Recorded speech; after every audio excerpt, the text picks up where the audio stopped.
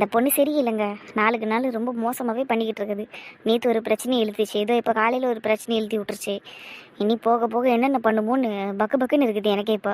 ஒருவேளை பேய் எதனா பிடிச்சிருக்க முடியாதுக்கு, அதனால தான் இப்படி எல்லாம் பண்ணின்னு இருக்குதா? பேசாம சாமியார்கிட்ட கூட்டின்னு போய் காமிச்சிட்டு வந்துடலாமா? நல்ல வேப்பிலையிலேயே 4 அடி எச்சா சரியாயிடும். டே, அதுக்கு உண்மையிலேயே பேய் பிடிச்சப்போ கூட இந்த மாதிரியெல்லாம் பண்ணலையாடா? சாப்பாடு வேணும்னு தான் சொல்லிச்சு. ஆனால் இப்போ இருக்கிற மணிமேகலை செய்கிற வேலையெல்லாம் இருக்குது, கொஞ்சம் கூட ஏற்றுக்கவே முடிய மாட்டேங்குது. அதை சாமியார்கிட்ட கூட்டின்னு போயிட்டுலாம் வேப்பில் அடிக்க வேணாம். பார்வதி அது கையால் 4 அடி போட்டுச்சுன்னா நல்லாயிருக்கும். நீ பேசாம அவளை இழுத்து வச்சு 4 அடி போடுறது தானே? அதை சொல்லுங்க மாமா, அதை யாரும் செய்ய மாட்டாங்க இந்த வீட்டில். செஞ்சிருந்தாதான் அவள் திருந்திருப்பாளே. எப்படி நான் மேலெல்லாம் கையை வைக்கிறது? அது குழந்தை இருக்கும் போதே அது மேலே நான் கையை வச்சதில்லை. இவ்வளோ பெரிய பொண்ணாக இருக்குது, அதுவும் இந்த வீட்டுக்கு மருமகளை வர இருக்குது. என்னாலலாம் எப்படி கையை வைக்க முடியும்? நீங்கள் வேற. இப்படியே ஆளாளுக்கு சொல்லின்னு இருந்தோம்னா அந்த பொண்ணு திருந்தாது பார்வதி. யார்கிட்ட தான் அந்த பொண்ணுக்கு பயம் இருக்கும்? அப்போ சொல்லு. என்னடி பிரியா, நம்ம காண்றதுக்கான வாயில நிஜத்துல நடந்துகிட்டு இருக்கா? 10 மாமா மணிக்கு எதிராக இப்படி பேசிக்கிட்டு இருக்காரு. என் பொண்ணு அவ யாரும் அப்படியெல்லாம் பேசக்கூடாது. அவளை யாரும் எதுவும் சொல்லிடக்கூடாது. ஏன் ராகுல திட்டினாலே டே நீ திட்டுற வேலையெல்லாம் வச்சுக்காத, சும்மா ஃப்ரெண்ட்லியாக தான் திட்டுவான், அதை கூட வேணான்ருவாரு. பொம்பளை பொண்ணுற அப்படியெல்லாம் பேசாதன்னுவாரு. இப்போ என்னடான்னா இப்படி பேசுறாரு. காலம் மாறும், களமும் மாறும். களமா சே குணம். ஆமா பிரியா, அது என்னமோ கரெக்டு தான். அவளுக்கு போதுங்கிற அளவுக்கு செல்லம் கொடுத்து வளர்த்தாச்சு. இதுக்கு மேலேயே அவகிட்ட ஸ்ட்ரிக்டா இல்லைன்னா நல்லா இருக்காதுங்கிறத பதுமாமா உணர்ந்துருப்பாரு. அதனால தான் இப்படி எல்லாம் பேசிக்கிட்டு இருக்காரு. பதுமாமாவும் இங்கே தான் இருக்காரா? வசதியாக போச்சு, போயிட்டு பேசிட வேண்டியதுதான். ஏ மனோ, டே மனோஜே, அக்கா கூப்பிடுறாங்கடா, திரும்புடா. ஏன்டி அர்ச்சனா கத்துற? பொறுமையாவே கூப்பிட்டுருக்கலாம்ல. நீங்க கூட தான் பொறுமையா கூப்பிட்டீங்க. அவன் திரும்பினானா? நான் கத்துனதுனால தான் திரும்பினா. எதுக்கு நீங்க இப்ப அவனை கூப்பிட்டீங்களோ அதை கேளுங்க. என்னக்கா, என்ன விஷயம்? மணி என்னடா பண்ற? வயிறு வலியில படுத்துக்கிட்டு இருக்காக்கா. ஓம தண்ணி கொடுத்து நீ குடுத்தியா அவளுக்கு? கொடுத்தனே. அதை குடிச்சோமா வயிறு வலி அடங்கல. அப்ப ஹாஸ்பிட்டலுக்கு தான் கூட்டின்னு போகணும் போல இருக்கடா அவளை. ஹாஸ்பிட்டலுக்கு போற அளவுக்குலாம் இருக்காதுக்கா. கொஞ்ச நேரம் அப்படியே கிடக்கட்டும், சரியாயிடும். மதிய சோத்துக்கு கரெக்டா தெம்பா எழுந்து வருவா பாருங்க அவ. எக்ஸாக்ட்லிக்கா, டு த பாயிண்ட் பேசுறீங்க நீங்க. ஏன்னா அவளை பத்தி எனக்கு நல்லா தெரியும்டா, அதனாலதான் சொன்னேன். சரிங்கக்கா. சரி, நான் அப்பா அம்மா கிட்ட ஒரு முக்கியமான விஷயம் பேசணும், பேசிட்டு வந்துடுறேன். எங்களுக்கும் கேட்குற மாதிரி பேசுடா. ஆமாப்பா, நீ ரொம்ப பொறுமையா பேசுவ, சைலண்டா பேசுவ. அதெல்லாம் எங்களுக்கு காதுல விழாதுல்ல. கொஞ்சம் சத்தமா பேசு, இல்லைன்னா நாங்க நவுந்து வந்து அங்க நின்று கேட்கற மாதிரி இருக்கும். இவளுங்க 2 பேரும் இருக்காளுங்களே. அவங்க 2 பேரும் ரொம்ப ப்ராக்டிக்கலா இருக்காங்கக்கா, அவ்வளவுதான். சரிக்கா, நான் சத்தமாவே பேசுறேன் நீங்க சொன்ன மாதிரி. ஓகே ஓகேப்பா, கிளம்பு. என்ன விஷயமா பேச போறான்னு தெரியலையே இவன். ஒரு வேலை நடந்த விஷயத்தெல்லாம் மாமா கிட்ட சொல்லி இந்த மணிமேகலை பொண்ணோட என்னால வாழ முடியாதுன்னு சொல்ல போறானோ என்னமோ. ஏ பிரியா, என்னடி பேசுற? அவ கரெக்டா தான்க்கா சொல்றா. இந்த மாதிரி பேய் கூட எல்லாம் எவன் குடும்பம் நடத்துவான்? யாரா இருந்தாலும் அப்படித்தான் சொல்லுவாங்க. சரி, மனம் என்ன சொல்றான்னு பாப்போம். காதல் மனைவி வேற, அட்ஜஸ்ட் பண்ணிக்கிட்டு போறானா இல்ல வெட்டி விடுங்கன்னு கேக்குறானான்னு பாப்போம். ஏய் என்னடி நீ அவளுக்கு மேல பேசுற? உண்மையை தானக்கா பேசிக்கிட்டு இருக்கோம். எந்த ஆம்பளையா இருந்தாலும் அப்படி ஒரு முடிவை தான்க்கா எடுப்பான். சரி, அவன் போயிட்டான் கிட்ட, கொஞ்ச நேரம் அமைதியா இருங்க எல்லாரும், அப்பதான் அவன் பேசுறது கேட்கும். அம்மா. என்னப்பா? அது ஒரு முக்கியமான விஷயம் உங்ககிட்ட சொல்லலான்னு வந்தேன். என்ன விஷயம்ப்பா? உங்க எல்லார்கிட்டயும் தான் பேசணும்னு வந்தேன். ஆக்சுவலா எனக்கு எனக்கு மணிமேகலையோட. சத்தமா பேசுறேன்னு எப்படி வாய்க்குள்ளேயே பேசிக்கிட்டு இருக்கான் பாருக்க அவன். அவன் அப்படித்தாண்டி, நீ இன்னும் கொஞ்சம் நவுந்து போ. அதுவும் சரிதான். என்ன விஷயம்னு தயங்காம சொல்லுப்பா. அப்பா, எனக்கு ஹனிமூன் போறதுல விருப்பம் இல்லப்பா. அதை நான் கேன்சல் பண்ண போறேன். என்னடா சொல்ற? ஹனிமூன் எதுக்கு கேன்சல் பண்ற? ஏன் கேன்சல் பண்ற? நீ இப்படிப்பா நீங்க கேக்குறீங்க. இந்த சுச்சுவேஷன்ல என்னால எப்படி அவ கூட போயிட்டு நிம்மதியா இருக்க முடியும்? நீங்க கொஞ்சம் யோசிச்சு பாருங்க. அவ நேத்து ஒண்ணு பண்ணா, இன்னைக்கு ஒண்ணு பண்ணா. அவளுக்கு ஒரு விஷயம் ஃபேவரா நடக்கலன்னா அவ என்ன வேணாலும் பண்றா.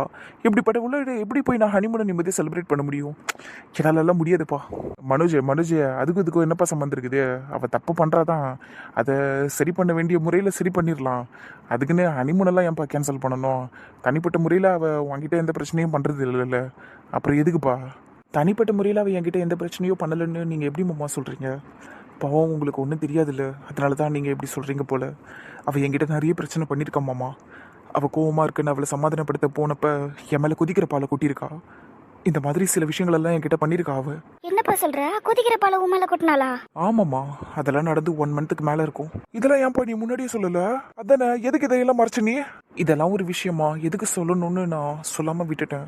அதுவும் இல்லாம அன்னைக்கு ரொம்ப கோவத்துல இருந்தா.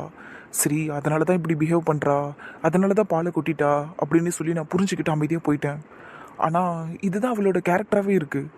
அன்னைக்கு ஒரு நாள் சமாதானப்படுத்துறதுக்காக அவளுக்கு ஐஸ்கிரீம் கொடுத்தேன், அதையும் வேணான்னு தூக்கி எறிஞ்சிட்டா. என்னை ரொம்ப கஷ்டப்படுத்தி பேசினா, என்னை நிறைய காயப்படுத்தியிருக்கா, வார்த்தையால் காயப்படுத்தியிருக்கா, என்னை நிறைய மனசை நோக்கடிக்கிற மாதிரி பேசியிருக்கா. இந்த மாதிரி அவன் நிறைய பண்ணியிருக்கா மாமா. என்னப்பா குண்டு மேலே குண்டா தூக்கி போட்டுக்கிட்டு இருக்க? அவள் ஃப்ரெண்ட்ஸ் எங்ககிட்டயும் வீட்டில் இருக்கிறவங்க கிட்டேயும் தான் அவள் வாலாட்டின்னு இருக்கிறான்னு நினச்சா கடைசியில் உன்கிட்டயும் அவள் வாலாட்டி இருக்கிறா பாரு. அவளுக்கு பிடிச்ச மாதிரி எதுவும் நடக்கலைன்னா அவள் என்ன வேணாலும் பண்ணுறாம்மா. அதெல்லாம் நான் நிறைய பார்த்துட்டேன். அதுவும் இல்லாமல் நந்தினி விஷயத்தில் ரொம்பவே பார்த்துட்டேன். அதனால தான் கல்யாணமே வேணான்னு சொன்னேன். கொஞ்ச நாள் கழிச்சு அவள் திருந்தினதுக்கப்புறம் அவளை கல்யாணம் பண்ணிக்கணும்னு நினச்சேன். ஆனால் நீங்கள் எல்லாம் ஃபோர்ஸ் பண்ணி என்னை கல்யாணம் பண்ணி வச்சுங்க. நானும் வேறு வழி இல்லாமல் மனசை சமாதானப்படுத்தி ஏற்றுக்கிட்டு கல்யாணத்தை பண்ணிக்கிட்டேன். இப்போ ஹனிமூனுக்கும் தயாரானேன். ஆனால் அவள் என்னடான்னா மறுபடியும் ஆரம்பிச்சிட்டா. சொல்லுங்கள், இப்போ சொல்லுங்கள், இதுக்கு மேலேயே என்னால் நிம்மதியாக போய் அவளோட ஹனிமூனை செலிப்ரேட் பண்ண முடியுமா? முடியாது. அமைதியா இருங்கடி. பாவம் புள்ள வருத்தத்துல பேசிக்கிட்டு இருக்கான். நாங்க மட்டும் நான் அவன் சிரிச்சுக்கிட்டே சொல்றான்னாக்கா சொன்னோம். வருத்தத்துல தான் சொல்றான். ஆனா இருந்தாலும் நாங்க வேற மாதிரி எதிர்பார்த்தோம். ஆமாக்கா, அட்லீஸ்ட் அவளை அம்மா வீட்டுக்கு துரத்தி விடுங்கன்னாச்சு சொல்லுவான்னு பார்த்தா இவன் என்னடா ஹனிமூனை கேன்சல் பண்ணுறேன்னு சொல்லியிருக்கான். சரி பரவாயில்ல, இப்போதைக்கு இது போதும். ஏன்னா ஹனிமூனுன்னு அவள் ஒருத்தி ஓவராக ஆடிக்கிட்டு இருந்தாலே அந்த ட்ரெஸ்ஸு வாங்குவேன், இந்த ட்ரெஸ்ஸு வாங்குவேன், ஐலாண்டில் போயிட்டு ஐலாண்டு குயினாவே நான் மாறுவேனெல்லாம் சொல்லி பீத்திக்கிட்டு இருந்தாலே அவள் தான். என்னதான் இருந்தாலும் பிரச்சனைகள்லாம் வேற, ஆனால் சந்தோஷமாக இருக்கிறது வேற இல்லடி. அது எல்லாத்தையும் ஒதுக்கி வச்சுட்டு போயிட்டு சந்தோஷமாக செலிப்ரேட் பண்ணிட்டு வரலாம். அந்த பொண்ணுக்கும் ஒரு மாற்றம் ஏற்படும் இல்லையா? ஏங்கா பிரச்சனையே அவதான், அவளோட எப்படிக்கா அவனால போய் சந்தோஷமா இருக்க முடியும்? நீங்க வேற ஒன்றும் தெரியலக்கா உங்களுக்கு. கொஞ்ச நேரம் அமைதியா இருங்கக்கா. இருங்க, அவன் என்ன பேசுறான்னு கேட்போம். நீ சொல்கிறதெல்லாம் சரிதான் போகணும். யாராக இருந்தாலும் உன்ன மாதிரி தான் பேசுவாங்க. ஆனால் கொஞ்சம் யோசிச்சு பாரு. இப்போ எல்லாரும் அவளுக்கு எதையும் செய்யக்கூடாது, எல்லாருமே ஸ்ட்ரிக்டாக இருக்கலாங்கிற ஒரு முடிவில் இருக்கும். இந்த நேரத்தில் இந்த அனிமலெல்லாம் கேன்சல் பண்ணால் நல்லா இருக்குமா சொல்லு? நீ அவளை இங்கேருந்து கூட்டிகிட்டு போயேன், அது ஒரு மாற்றம் ஏற்படும்ல. இந்த இடத்துல இருந்து ஒரு இடத்துக்கு போகிறோன்னா மனசு மாறும், வேறு யோசனையெல்லாம் வரும். நீ அவளை அங்கே கூட்டிகிட்டு போயிட்டு நல்லா பக்குவமாக எடுத்து சொல்லு. அவளும் புரிஞ்சு கேட்டு நடந்துக்கிறதுக்கு வாய்ப்பு இருக்குல்ல. அப்படியே கேட்காதுன்னெல்லாம் சொல்லிட முடியாதுப்பா. அவள் கேட்டு பாப்பா. மாமா, நான் இப்படி சொல்கிறேனேன்னு தப்பா எடுத்துக்காதீங்க. வாழ்க்கையில் எவனா ஒருத்தன் ஹனிமூனுக்கு போகிறான்னா அவன் அங்கே போய் அவன் பொண்டாட்டியோட சந்தோஷமாக இருக்கணும்னு தான் நினைப்பான்.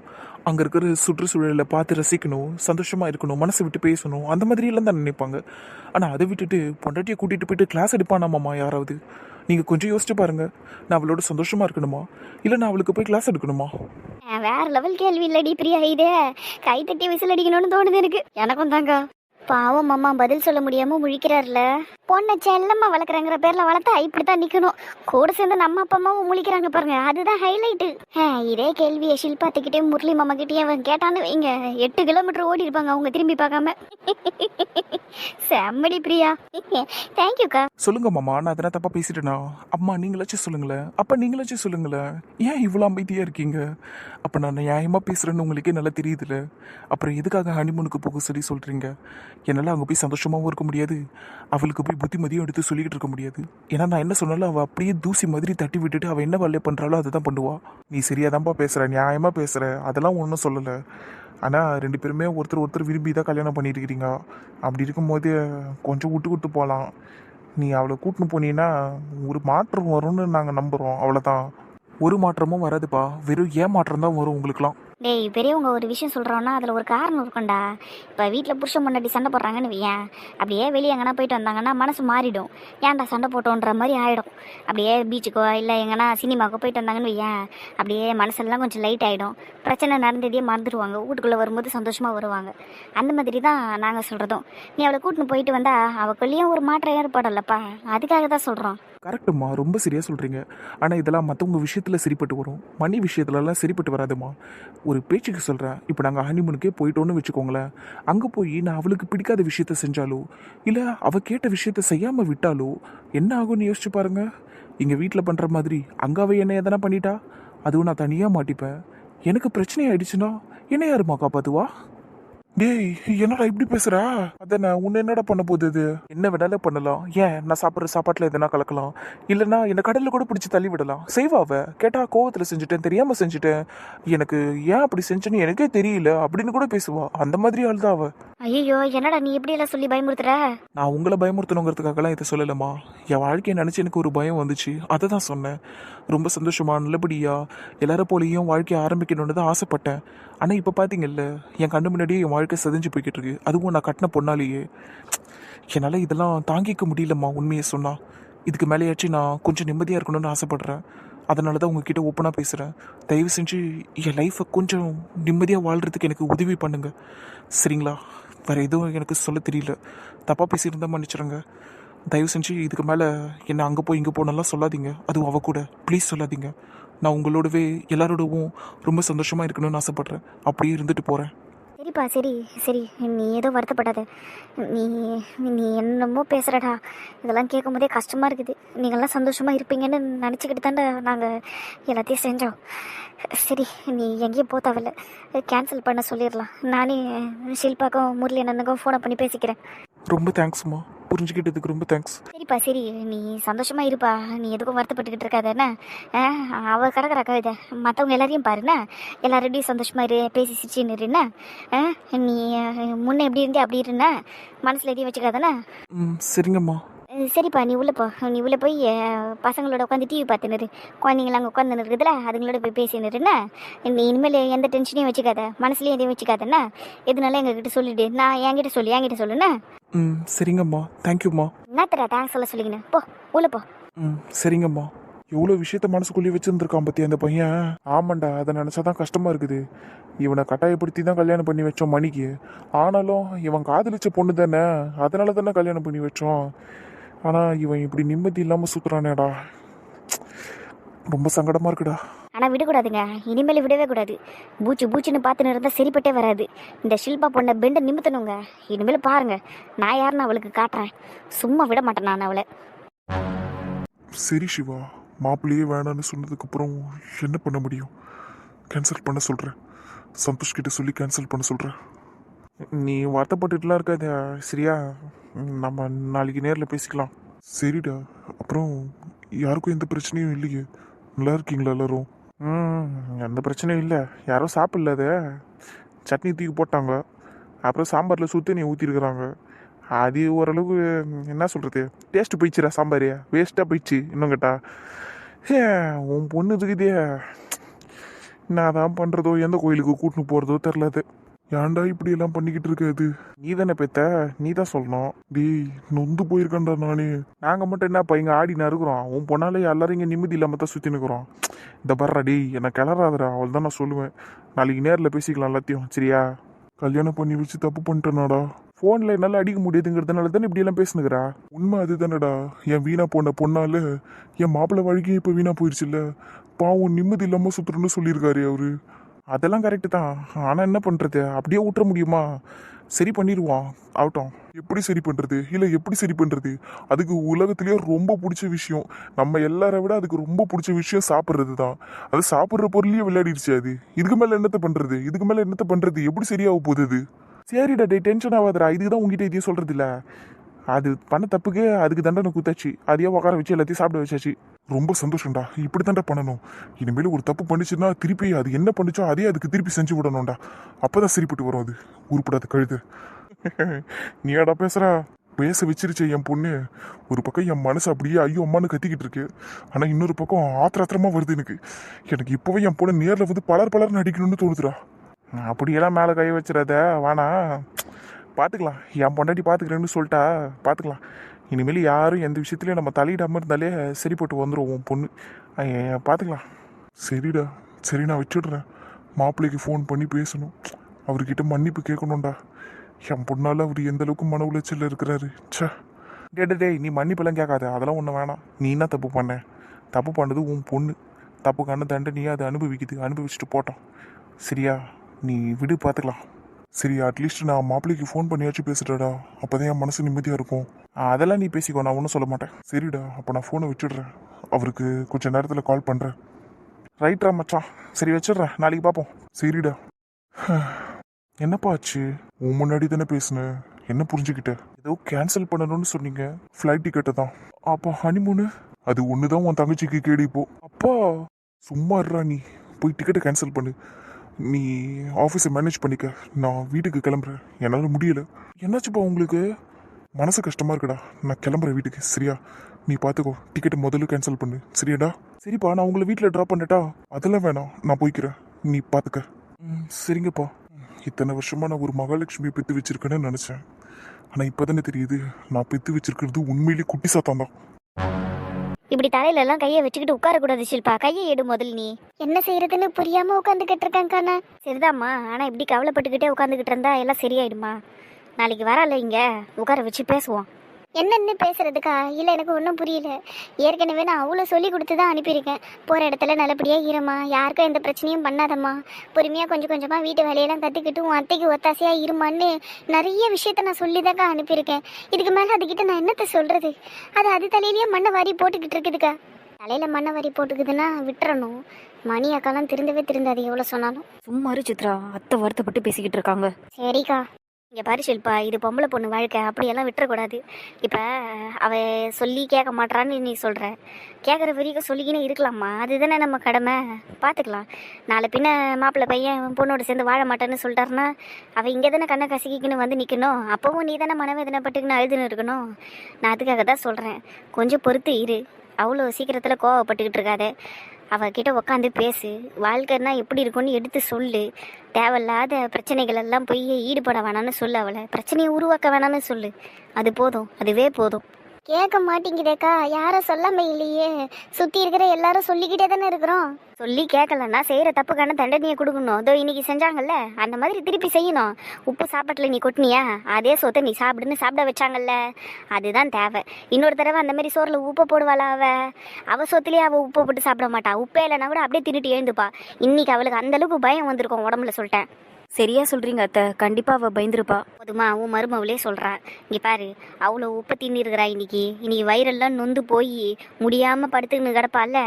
இது ஒன்று போதாதா தப்பை உணர்றதுக்கு? அதெல்லாம் அவள் உணர்ந்தே ஒழுங்காக இருப்பா. அப்படி இல்லைன்னு வையே, அவள் என்ன செய்கிறாளோ அதுக்கான தண்டனையை கொடுத்துடலாம். அவளை தான் கொஞ்சம் கூட இறக்கமே காட்டாமல் செய்யணும். அவ்வளோ வேதாம்மா. அவள் வாழ்க்கை இப்படியே போயிருமாக்கா? அவள் எதனா ஒரு தப்பு பண்ணுவா, நாம் தண்டனை கொடுக்குறோன்னு இப்படியே போச்சுன்னா நல்லா இருக்குமா? எனக்கு ரொம்ப யோசனையாக இருக்குதுக்கா. அவள் கல்யாண வாழ்க்கை எப்படிக்கா நல்லா இருக்கும் இனிமேல்? கொஞ்சம் யோசிச்சு பாருங்கக்கா. மாப்பிள்ளை பையன் ஒரு கட்டத்தில் அவளை வெறுத்து நீங்கள் சொன்ன மாதிரியே அவள் கூட வாழ மாட்டேன்னு சொல்லிட்டாருன்னா என்ன பண்ணுறது? ஏற்கனவே அவளை கல்யாணம் பண்ணிக்க முடியாதுன்னு வேற சொன்னார். ஐயோ, எனக்கு ரொம்ப பயமாக இருக்குதுக்கா. இப்போது நம்ம வாழ்க்கையில் நடக்கிற எல்லா விஷயமும் ஏற்கனவே எழுதப்பட்ட விதின்னு சொல்லுவாங்க ஷில்பா. ஆனால் விதியை மதியால் வெல்லலாங்கிற விஷயமும் இருக்குது. உன் பொண்ணுக்கும் கண்டிப்பாக அது தெரிஞ்சிருக்கும். தெரியலன்னா நம்ம சொல்லி கொடுப்போம். இப்படியெல்லாம் நீ செஞ்சேன்னா உன் வாழ்க்கை அவளை தான் வீணாக போயிடுமான்னு சொல்லுவோம். புத்திமதி சொல்லுவோம். அவளை திருத்துறதுக்கான முயற்சியில் ஈடுபடுவோம். நம்ம இவ்வளோ பண்ணியும் உன் பொண்ணு திருந்தலைன்னு வச்சுக்கேன், அவ்வளோதான் அது விதின்னு நீ எடுத்துக்க. அவ்வளோதான், அதை தாண்டி வேறு எதையும் யோசிக்காத. சரிங்கக்கா. நீ கவலைப்படாமல் இரு ஷில்பா, உன் பொண்ணு மாறிடும். நான் சொல்கிறேன் பாரு, எனக்கு அந்த நம்பிக்கை இருக்குது. அதுக்கே அந்த கல்யாண வாழ்க்கையில் ரொம்ப ஈடுபாடு அதிகமாகவே இருக்குது. என்கிட்ட சொல்லிச்சு, நான் 3 குழந்தை பெற்று பார்த்தேன், நான் 3 குழந்தை பெற்று உங்ககிட்ட எடுத்துன்னு வந்து கொடுக்குறேன், நீங்கள் அது கூடலாம் விளையாடுங்க அப்படி இப்படின்னுலாம் இங்கேருந்து கிளம்புறதுக்கு முன்னாடி என்கிட்ட சொல்லிட்டு தான் போச்சு. அது நான் சொல்கிறத கேளேன். அது கல்யாண வாழ்க்கையை காப்பாற்றிக்கிறதுக்கு அதுக்கு நல்லா தெரியும். நீ பாரு, அது மாறிடும். சரிங்கக்கா, நீங்கள் பேசுனது தான் இப்போ எனக்கு கொஞ்சம் ஆறுதலாக இருக்குதுக்கா. நாளைக்கு அந்த நாய் வரும்க்கா, அதை கொஞ்சம் உட்கார வச்சு பேசுங்க. அந்த நாய் உங்ககிட்ட என்னென்னலாம் சொல்லிச்சோ நீங்கள் அதை கொஞ்சம் சொல்லி அதுக்கு நீங்கள் ஞாபகப்படுத்துங்க. எதுக்காக கல்யாணம் ஆகி போச்சோ அந்த வேலையை அதை ஒழுங்காக பண்ண சொல்லுங்கக்கா.